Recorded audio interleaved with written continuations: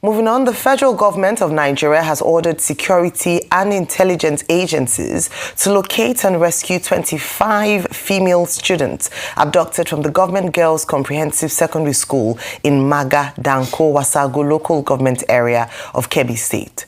In a statement, Information Minister Mohammed Idris says President Bola Tinubu has issued clear directives to security and intelligence agencies to locate, rescue, and safely return the students and to ensure that the perpetrators face justice.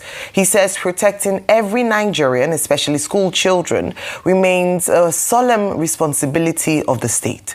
The government says it is in the process of overhauling Nigeria's military, police, and intelligence agencies to ensure officers are more effective in preventing these attacks and that they respond with speed and precision whenever threats arise.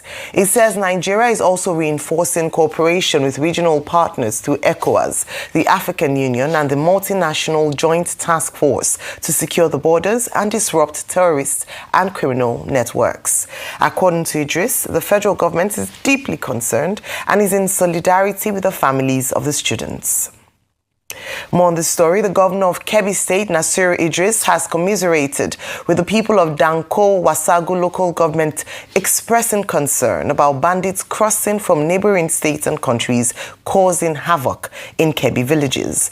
The governor, who met with community leaders and some parents during his visit to the community, says a joint security team with reinforcement from Abuja is tracking the bandits believed to have crossed from Zamfara State. We have come, we have seen things by ourselves,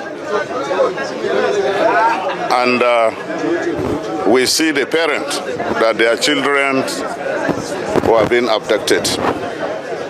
And we give them confidence, we give them our words that we'll do everything possible to ensure that their children are being rescued. And we also assure them that let them have confidence in us, and we'll make sure that the security agencies will do everything possible to do the needful. What happened is that we were sleeping around 3:30 a.m. when we heard noises at the door. I woke my husband and told him the animals were disturbing us.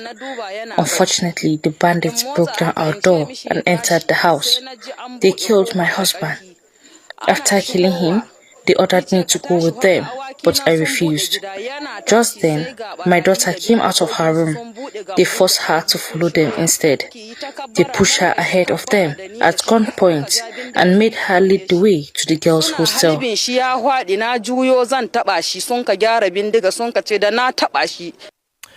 Moving on, the crisis rocking the People's Democratic Party deepened on Monday as rival factions loyal to Oyo State Governor Sheikh and Federal Capital Territory Minister Nyesom Wike scheduled parallel National Executive Committee meetings at the party's National Secretariat in Abuja for today, Tuesday.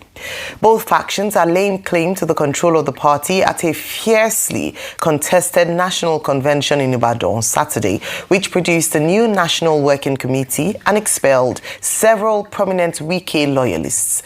Despite their expulsion, Wike's associates issued a notice calling for an emergency NEC and Board of Trustees meeting at the party's national headquarters, Wadata Plaza in Abuja. The notice issued by Wike's ally, Samuel Anyanwu, directs BOT members to gather at 11 a.m., followed by the NEC at 2 p.m., with both sessions expected to address what the group describes as urgent internal matters. Meanwhile, earlier on Monday, the newly elected national chairman, Tanimu Turaki, visited the Nigeria Police Force headquarters to alert the authorities of an alleged plot by Anyanwu and his group to disrupt party activities.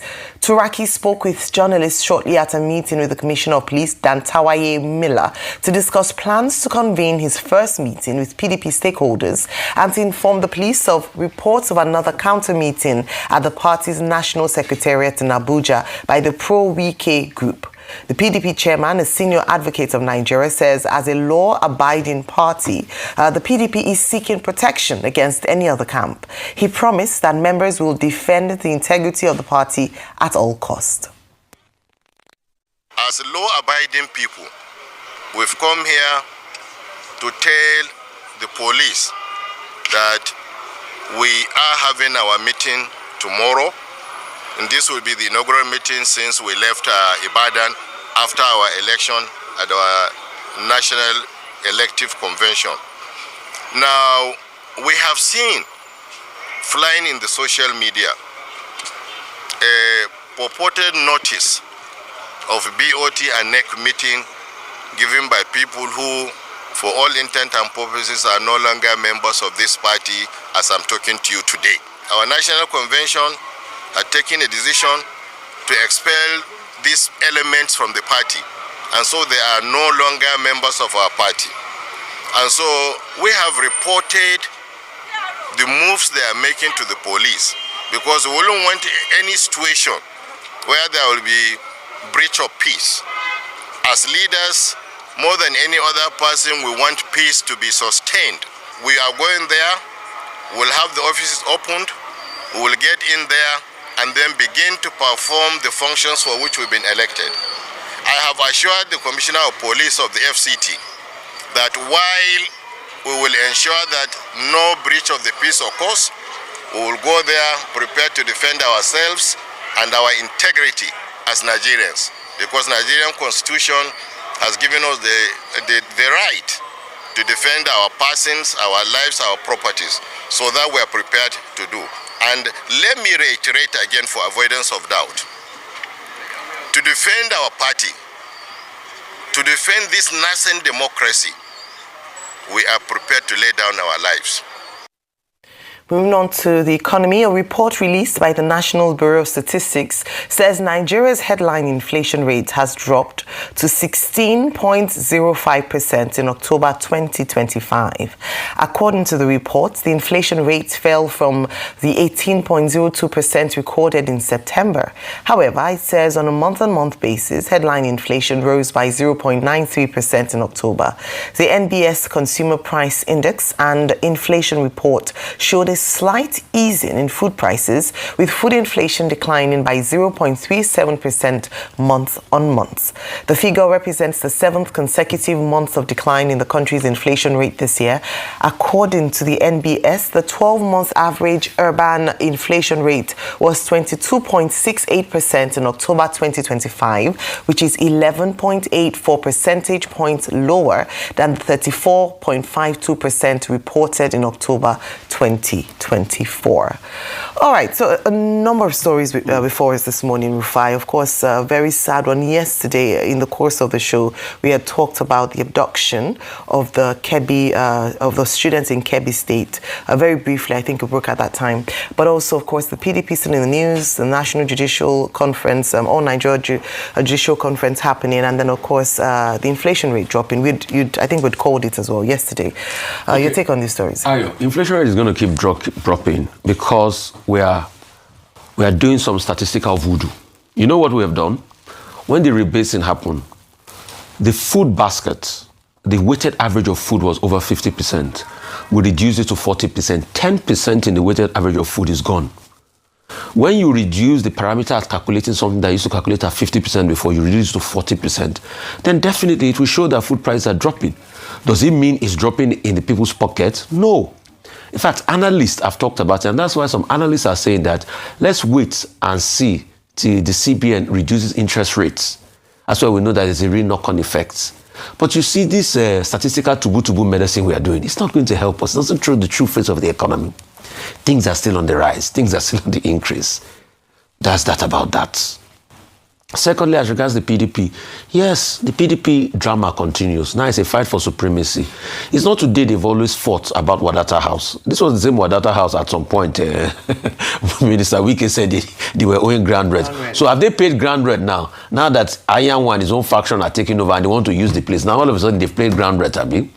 So you can see the games they play in the name of politics. Anyway, Turaki has gone to say, we are going to secure the place, we want to have a meeting here. The Wike faction too say they are going to have a meeting here. Last, now police go settle them. The drama of the PDP continues. We all know what Wike wants. In the peace deal, he said that they should not produce any candidates. We all know it's part of the grand ploy of President Tinubu to only be the candidate in the next election, to weaken other political parties. And the talk about one party said, yes, I didn't believe it before.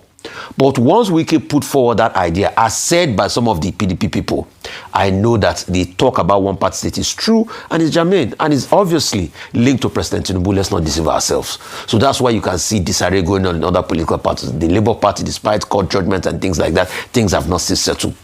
Other political parties are in disarray. Ayo, this morning, as regards insecurity, I'm upset. A great general, General Uba, died on the battlefront because he wasn't saved on time. I know over the weekend they pushed propaganda. Yes, he was still alive. He sent a live video, but he's been unalived afterwards because the reconnaissance didn't get to him on time. And no media is doing enough work to celebrate our brigadier general. So a general that served this country all his life died on the battlefront. Can't we celebrate him and applaud him for his services to this country? Can't we put ourselves in the shoes of what his family will be going through by now? But guess what? We are not doing that. The vice president of the country is busy in Kogi accepting new decampees. You see, politicians will think of and they have rally in Plateau State, so they don't care about us. They always think of their own political interests. Look at the people in Kebbi. See, since Chibok girls happened, Ayo, over 1,500 students have been kidnapped. Is it the one that happened last year in Kaduna? Is it Kankara boys? Can we go on and on? Is it Dapchi? Isn't it shocking that those that campaign with Leah Sharibu and Dapchi, they are not speaking about Kebbi girls today? Because it's all politics and politicking. So they are constantly thinking about themselves, rather they can be thinking about the solution. See, just this morning, I got another very sad message. The people of Tiv, the Tiv people are suffering. There's a message coming out of, I think it's Stockholm local government area. There were killings yesterday in Amadu village. There's a protest going on there as we speak today. But guess what? The governor is concerned about his decamping party that will be held for him tomorrow, the governor of Taraba State. So you see, the politicians have failed us in totality. And when Nigerians are letting their lives down for this country, we don't celebrate them enough. So if everybody fails to celebrate you, General Uba, I celebrate what you did for this country. I celebrate your service. I doff my heart for you. May your service never be in vain in this country. And please, we must stop the insecurity. The Minister of Information released a statement this morning. They are always shocked. The question we should ask them, didn't they get intelligence that this was going to happen? Where did it fall across the crack? The police said they went there, they tried to repel them, but they jumped through the fence. Are the fence is in good condition? Maybe we had safe school corridor in this country. So you see, these are the problems. We keep coming here and talk over again. But you see, may Nigeria not keep happening to Nigeria? Because since Chibok girls, over 1,500 and more will still be kidnapped if nothing is done about it. And the like of Sheikh Gumi are still going out there defending the bandits like he did in a new interview.